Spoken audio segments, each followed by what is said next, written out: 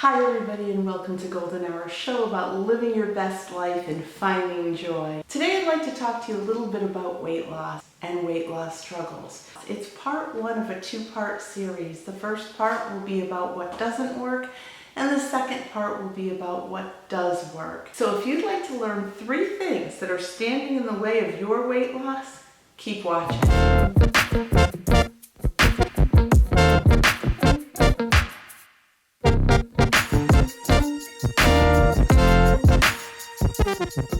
First, I'd like to talk a little bit about my history with weight gain, how I got to be overweight. I was always naturally thin. As a young girl, I was so skinny that everyone always wanted to make me eat. They were worried about me. As I got into my teenage years, I continued to be skinny. I had bones sticking out here. My knees were bony. I went to Catholic school and we had skirts. And I used to carry the books down by my knees to hide my bony knees. So I had body image issues of being too thin in my young years. In high school, I was wearing a girl's size. I wasn't even in adult sizes yet. I mean, a little girl size. When I graduated high school, I was 5'9", 114 pounds. When I got into my late 20s, I got up to in the 124, 125 range, but I still looked emaciated. When I look back at my wedding pictures, I just see how terribly skinny I was. I literally just looked like a board with a chest. That's it. One day I was showing my son some of my jewelry, and I showed him a bracelet I had in my early 30s, and he thought that it was a baby's bracelet. That was my bracelet when I was an adult. And after college, I became a Dunkin' Donuts manager and a Best Eaten manager. And so my lifelong infatuation with donuts began.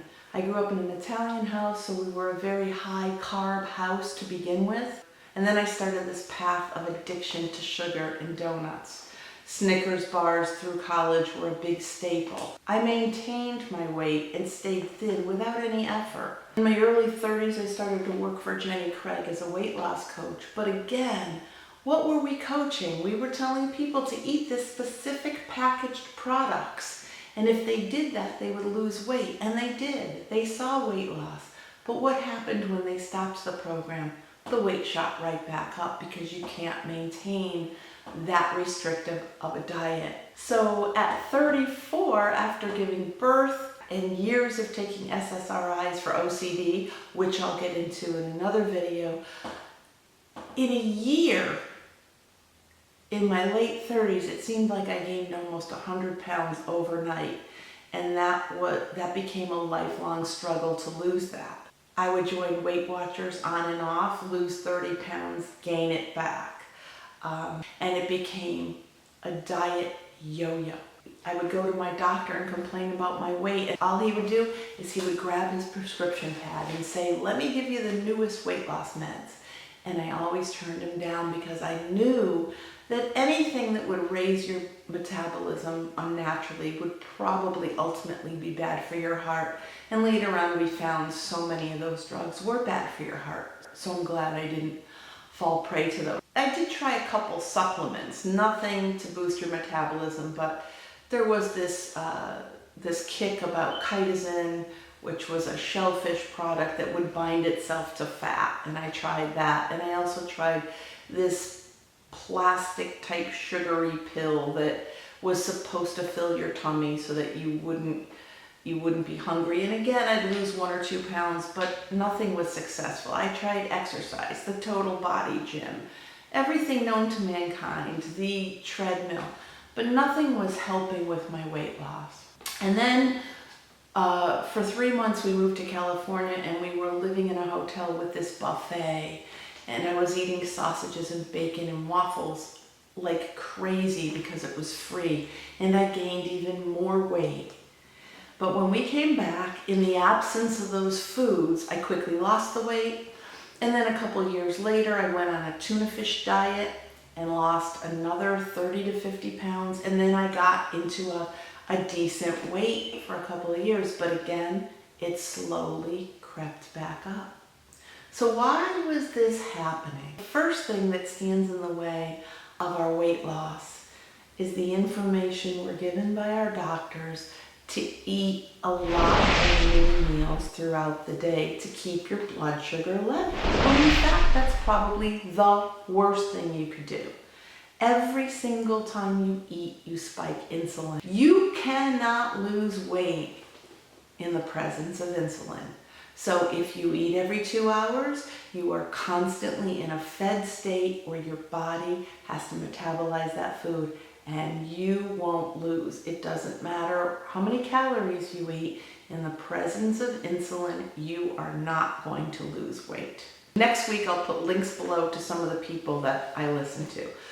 But number one, mini meals are a no-no.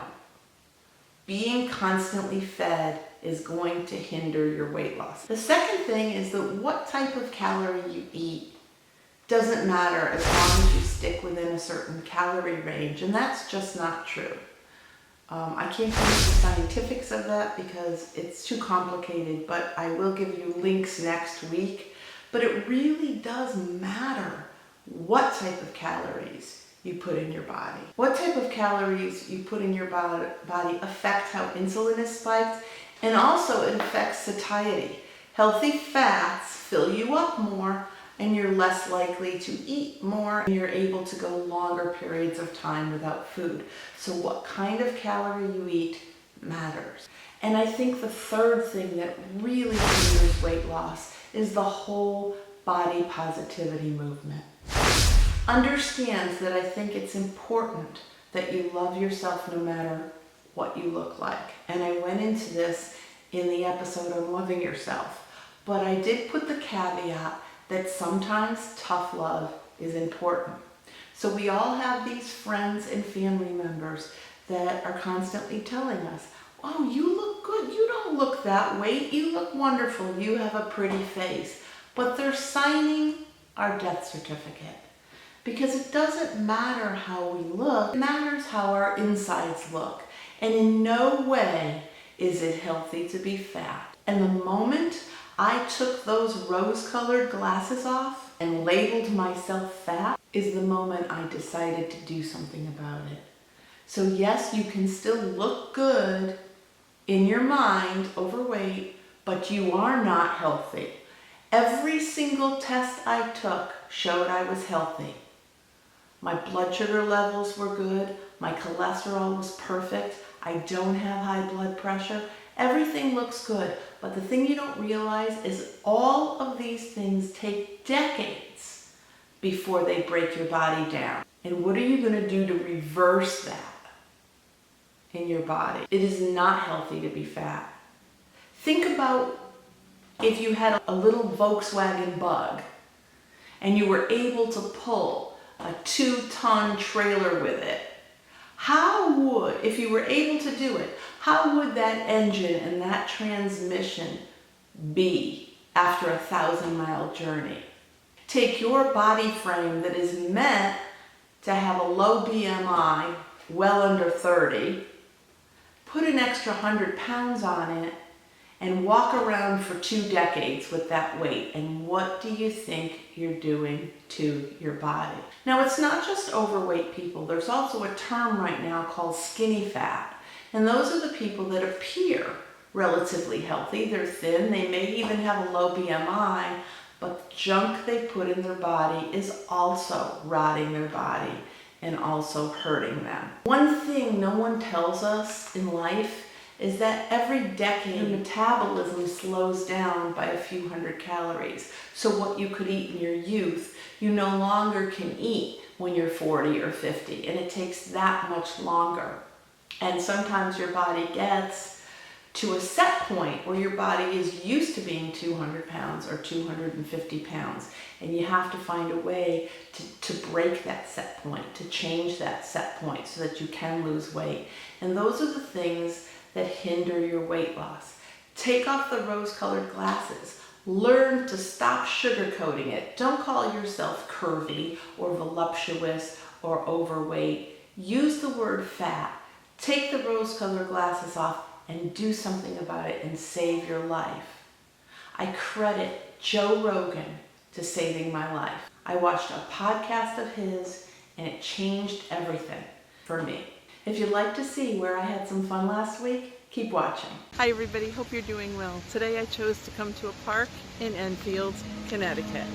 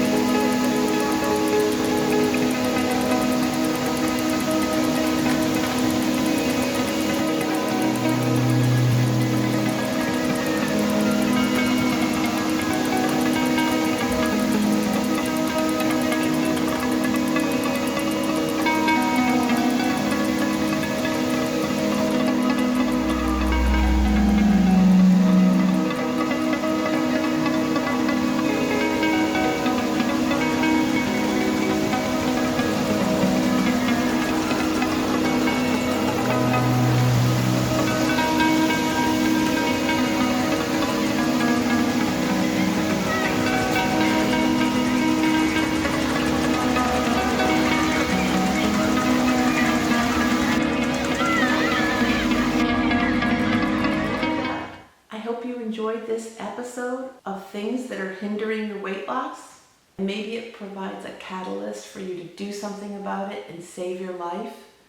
Join me next week when I talk about how I effortlessly lost 25 pounds and over 5 inches on my waist. And join me down the road for future episodes where I lose the rest of the 50 pounds that I need to lose. If the episode helped you in any way, click subscribe, click on the bell so you'll get notifications, like, comment, and share, and go get your shine on.